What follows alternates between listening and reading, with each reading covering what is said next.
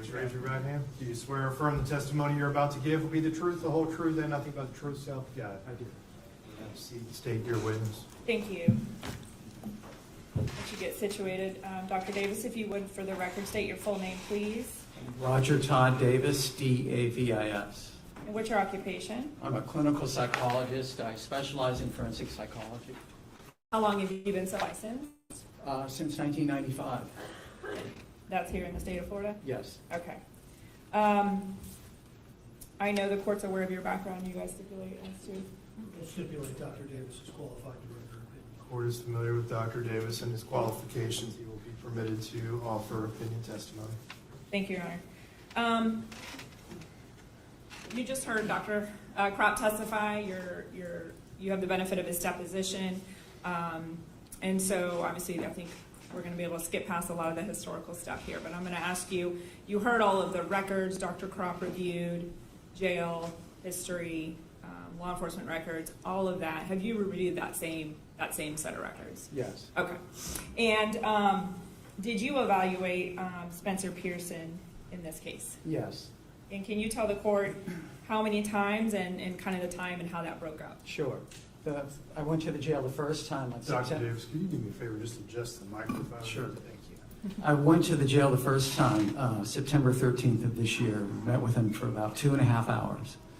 And then saw him a second time at the jail for almost 2 hours, an hour and 53 minutes. And then most recently I saw him at the jail October 3rd of this year for about 35 minutes. Okay, all right. And did you interview any other people in Mr. Pearson's life to get that historical background? I interviewed his parents also on October the 3rd for 54 minutes. Okay. All right. I'm going to cut right to it, Dr. Davis.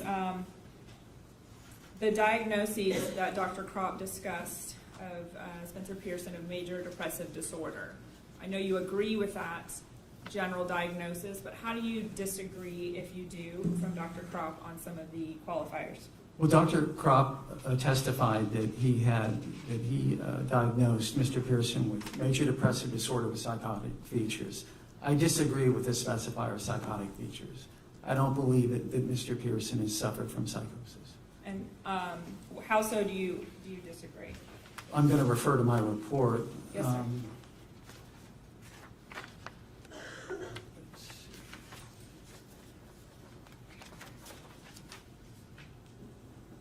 Well, Mr. Pearson had received treatment before he came to jail at Baptist and also at Shands, and had not been diagnosed with psychosis there. Also, since he's been at the detention center for approximately the last year and a half, he's not been diagnosed with psychosis there.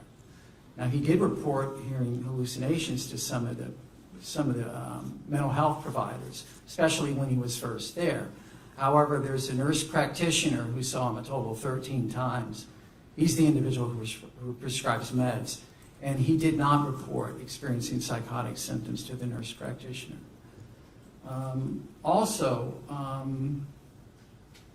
He did not exhibit any behavioral signs of psychosis when I met with him. I talked to him for approximately 5 hours, and there were no behavioral signs of psychosis. A third factor was that his description of the psychotic features, most notably auditory hallucinations, included some features which were inconsistent with research investigating psychosis. For example, he said that sometimes the voices would initiate conversations. That's atypical. Voices come to you, you don't start the conversation. He said that voices could last continuously, have a conversation with him for something like 25, 30 minutes. Auditory hallucinations are much briefer, maybe a minute or two at most. So there were some inconsistent descriptions of the symptoms as well. He didn't express delusions. A delusion is another psychotic symptom. It's a fixed false belief that's clearly inconsistent with reality. And the reason that's important in terms of whether someone's feigning is that typically the research shows us is that when someone experiences hallucinations, they also have delusions. I gave him a screening test. It's called the Miller Forensic Assessment of Symptoms Test. The acronym is the MFAST. And his score on that screening test was suggestive of feigning symptoms. Another factor was that he told me that he had been experiencing hallucinations since middle school, and yet when he was subsequently evaluated at Baptist and also by the nurse practitioner at the jail, he denied experiencing hallucinations, so that's inconsistent. I gave him, or he completed a more comprehensive test, the Personality Assessment Inventory, the PAI. That test was, he responded honestly to that test, and the results were not indicative of psychosis. And another factor I considered is that Dr. Kropp gave him that same test, the PAI, as well as 2 versions of the MMPI, which is similar to the PAI. And on each case, he feigned psychological symptoms. He did so to the extent that the results were invalid. But yet when you sometime later gave him the PAI, your results were accurate as far as no signs of feigning symptoms. There were no signs of feigning symptoms, and just as importantly, no signs of psychosis. Right, so then you're allowed to move on. Okay, right, no you can feigning. Interpret the results. Right. You can actually interpret them. Yes. And that gave you an indication of no psychosis. Yes. And so that's kind of why you don't add that qualifier to the depression. Right, I haven't seen any evidence of it in the records, aside from Dr. Kropp's diagnosis and aside from his statement to a couple of the mental health folks at the jail that he'd been hallucinating. But again, that was inconsistent. Right. You do agree as to social anxiety disorder? I do. Okay. I believe Dr. Kropp's withdrawn bipolar, but you did not agree with that at the time you read his report. That's correct. Okay. And so now turning to the diagnosis of autism, do you agree or not, and why? Just let the court know. I don't believe he has autism spectrum disorder. I do feel he has social anxiety disorder, and there's a lot of overlap between the two. They both involve behaving in an awkward manner, feeling uncomfortable in social situations. In fact, a lot of people with autism spectrum disorder, maybe 25 to 50%, also have social anxiety. The converse is not necessarily true. A lot of people, generally people with social anxiety, don't also have autism spectrum disorder. It's because autism spectrum disorder has additional symptoms that are not included in social anxiety disorder, like unusual behaviors or nonverbal communications that are not seen in people with social anxiety disorder. Another reason that I don't believe that he had social anxiety disorder was that there's some problems with autism, right? The autism rating scale, the Gilliam Autism Rating Scale, 3rd edition, and the acronym's the GARS-3. Now, in some sense, it's a good screening test, but the fact that it's a screening test is important. When you give someone a screening test, it has relatively few items, and what you're trying to do is, in a timely manner, to save some time, give a relatively quick test that is going to be good at identifying people with a particular problem like autism spectrum. But the problem with screening tests is that they cast such a wide net that oftentimes it'll include a lot of people that are diagnosed with autism based on a test that don't have it. And in fact, that's the case with this test. There's a study from 2022. The name of the study is The Diagnostic Utility of the Gilliam Autism Rating Scale, 3rd edition, Parent Report in Clinically Referred Children. And they say children, but it goes up to age like 22 or 23. Okay. So it includes adults as well. And what's really important from this study is that they found that there were 99 people that they had in the study who did not have autism. That they determined that by doing other evaluation. That had originally been screened as having autism. No, that did not have autism. Okay. So there 99 people in this study were assessed prior to giving the GARS not to have autism. But yet when they were given the GARS, 82 of them scored as positive for autism. So extremely high, what we call a false positive rate, where you're incorrectly diagnosing someone with a disorder that they don't have. And that's why you, in your profession, go to the DSM-5, right? And look at all the actual criteria. Well, absolutely, yeah. And you don't find right. that Mr. Pearson meets that. As you were stating earlier, autism is broken up into autism spectrum disorder is broken up in 2 categories, one of which is persistent deficits in social communication, social interaction. Now, in order to have that prong, that factor, you need, there are 3 criteria. You must have all of them, okay? One of the criteria is deficits in social emotional reciprocity, like difficulty having conversations, difficulty interacting. I don't question that Mr. Pearson has that. Again, I think that accounts for the social anxiety. Another factor or prong is deficits in developing, maintaining, and understanding relationships. I don't question that he has that. What I do question is the third factor that you must have, and this is deficits in nonverbal communicative behaviors used for social interaction, ranging, for example, from poorly integrated verbal and nonverbal communication to abnormalities in eye contact and body language, deficits in understanding use of gestures, total lack of facial expression, nonverbal communication. That's a lot. But I observed him for 5 hours. I didn't see any evidence of that. I mean, the only thing possible is that when I initially met with him, he averted eye contact. But he became relatively comfortable pretty quick, and that wasn't an issue after that. And I asked his parents about these behaviors, and they said they didn't see evidence of it either. So you must have that criteria to have autism spectrum disorder. Since I don't believe he has that criterion, I don't believe he meets the criteria for that diagnosis. In addition, the other factors that I considered was the issues that I have with the GARS 3. Right, okay.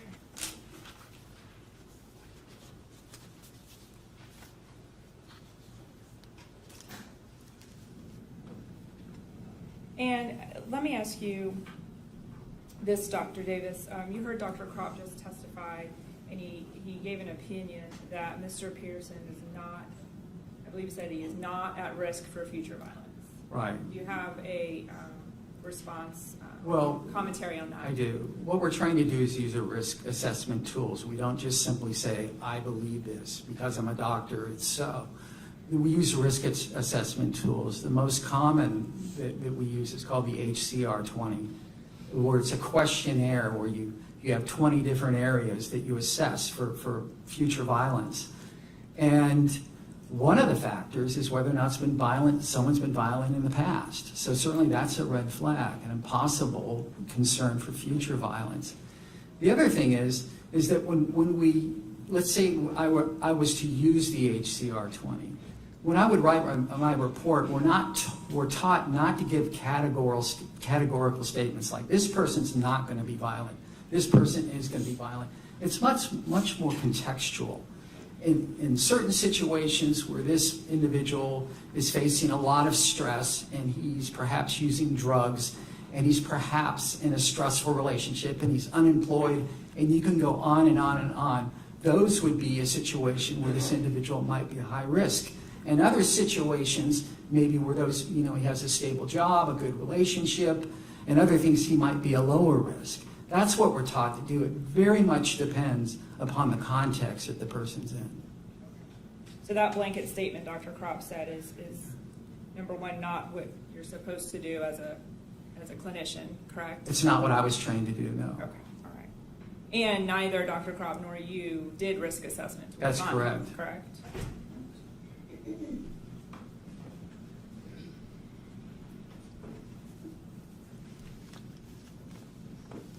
I don't have any further questions for you, Dr. Davis. Thank you. Thank you. Cross-examination.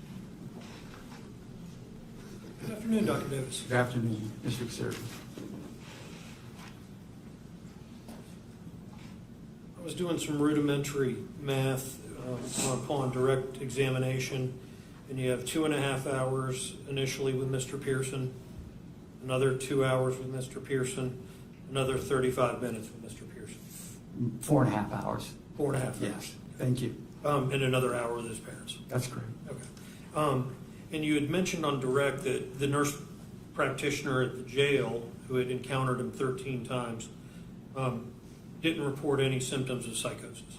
That's correct. Do you know the extent of that encounter with the nurse practitioner and Mr. Pearson? No, I don't. Are you familiar with how they do checks in the St. Johns County Jail, mental health staff, that is? I don't have a lot of familiarity. So he or she could be passing by the cell Well, personally? no, I do know the provider, and I don't believe the provider, I think he's a pretty competent, thorough provider, so I don't think he does a drive-by and it just sort of asks 2 questions and that sort of satisfies. There's a checklist that they, of numerous, 10s, 20, 30 items that he has to assess. So I don't think it's a 2-minute interview, but I can't say how thorough it is. And in the records you were provided, including the St. Johns County Jail, Right. that had no such checklist for these encounters, did it? He did. He lists In the things like record? thought process, thought content, suicidal ideation. Yes, in his notes there were there. There were notes, but you didn't see any checklist. Well, that's what I'm referring to as like a checklist. There would be a content area like thought content, and the nurse practitioner would write normal. Thought content could be, reason that's relevant, it could be a delusional statement. So what the nurse practitioner is indicating is that Mr. Pearson was not voicing delusions. But you have no idea the length or the depth of that encounter, do you? That's correct. Regarding the autism, you were present for Dr. Kropp's testimony. Yes. And he conceded on examination that he doesn't believe autism played much of a role in the offense conduct here. So, correct? Yes. So whether he has autism or not is not necessarily germane to the decision the court has to make. I'm not certain I can say that. I mean, that's for the judge to decide how important that is. But you took issue, and there was a critique of the GARS test, right? Yes. And that was a screening tool that is, and in the critique you were citing, was over-inclusive. Yes, it falsely identified people as having autism when they didn't have it. Likewise, the MFAST, which I understand you administered Right. to determine feigning, Right. that's another screening test, correct? There's the score that Mr. Pearson earned, there's a 14% error rate for that, 14% probability that in fact that he wasn't feigning. Okay. And you didn't find him to be feigning? I did find him to be feigning. In your Yes. examination? Yes. In the personality assessment inventory? No, I'm sorry, the MFAST. Okay. The screening test is the MFAST. The personality assessment inventory is a more comprehensive test. He was honest on that. Okay, but the MFAST is just another rather quick screening It test. is a quick screening, yes. Regarding the autism, once again for a second. Yeah. Initially, when your deposition was taken, Yeah. one of the bases for your believing that, or disagreeing with a diagnosis of autism was that the GARS, or that screening test we were just talking about, that was administered to Pearson's family members, was right at the cutoff. You remember testifying to that? I misscored it. You're absolutely correct. And I sent you an email along with Ms. Dutton notifying you of that. But what I didn't include, and I think is relevant, is that they standardized this screening test with just individuals with autism spectrum disorder, like 1,800 people. So it's very thorough. But when you compare Mr. Pearson's score, even if you say it's accurate, he was only at the 10th percentile, meaning 90% of the people that they developed this test with had higher scores on this test than him. But when you had candidly admitted you Yes. scored it by about 10 points, correct? Yes, I scored the raw score rather than a standard score where you do a statistical analysis, yes. Nevertheless, you still maintain you don't believe he's Well, for the suffering from autism. For the reasons that I testified to, yes.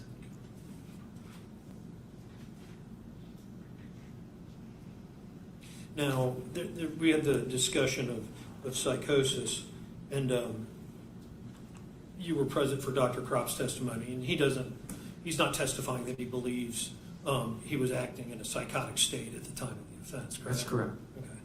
Okay. And indeed, he never diagnosed him with psychosis or a psychosis diagnosis. It was related to the major depressive with psychotic features, correct?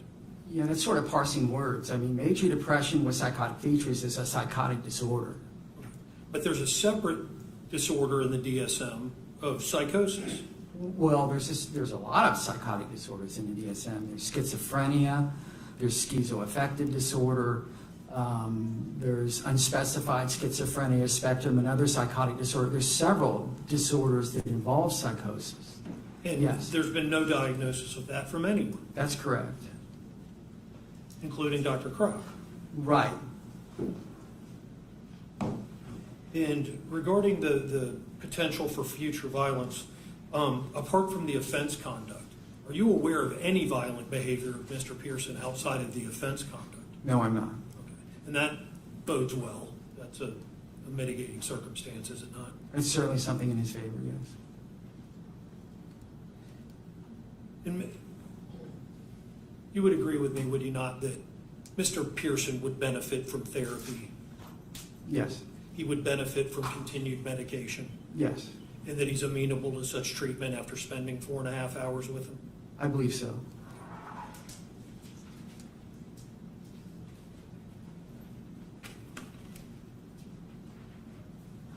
Give me 1 moment.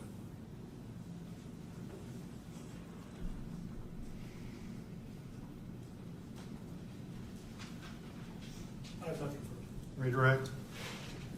No, Your Honor. Is Dr. Davis excused? You may. Thank you, Dr. Davis. Thank you, Have a great